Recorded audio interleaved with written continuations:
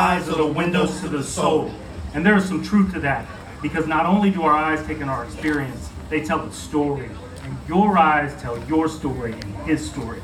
I have seen God's glory covering you like a boxer's robe. Your eyes have the intensity of a fighter, the confident exterior of a warrior, head nodding in silent prayer for the upcoming warfare. Your eyes are constantly aware of what's going on around you in this ring of life. Not fazed by the... Instead of throwing your hands, you spit fire. Words rage like a Viking funeral pyre.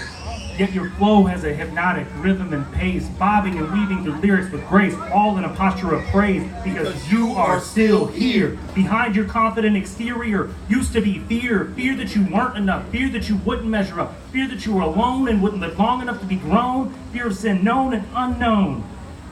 Darkness surrounding your heart was pounding, sounding an alarm about to commit self-harm. Walking a razor blade tightrope. Searching for light, searching for hope. Instead of running from the light, you started running from the lie that you were ready to die. Instead, you chose life, dwelling in the shelter of the Most High. He will command his angels concerning you and guard you in all your ways, because he has a purpose for the rest of your days. No more graves. Your light is sun-soaked rays, oozing with praise. He prepared you to teach the underserved. Heart so big it's not easily unnerved. Teaching students to reach for the stars and reject those jail bars, whether literal prison or the twisting, turning labyrinth of fear and hopelessness.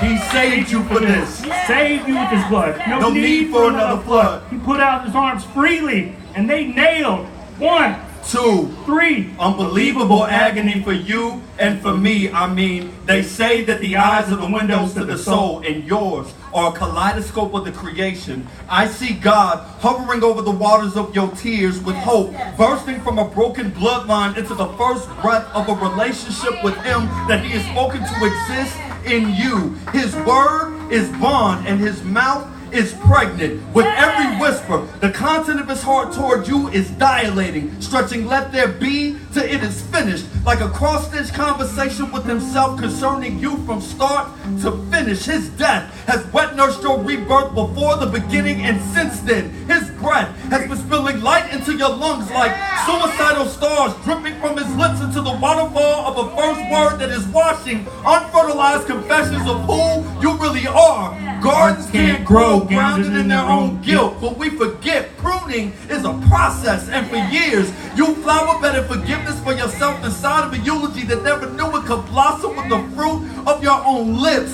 Flowers like us know that it hurts to open up, but you did it anyway, believing that what goes down must come up if it's rooted in the right belief. So now you reach to a greenhouse heavens to show that first fruits don't stay buried, because cross-pollinated seeds like you and me always come together when we're growing in the same direction. For the Lord sees not as man sees. Man looks on the outward appearance, but the Lord looks at the heart. So tell me, what do you see? You say that you're colorblind, That the wool of Mary's little lamb can't hold segregated shades of black sheep. but if we graze by faith and not by sight, How are we supposed to walk the walk when our gospel has no feet? we can't repeat the sins of our fathers. Who sat idle and didn't take the bridle? They let Satan lead. We must take the reins. Because his blood is in our veins. So we urge us all to Bear with one another in love to maintain unity of the spirit. one body, one spirit, one hope. One Lord, one faith, one baptism, one God and Father of all, who is over all and through all and in all.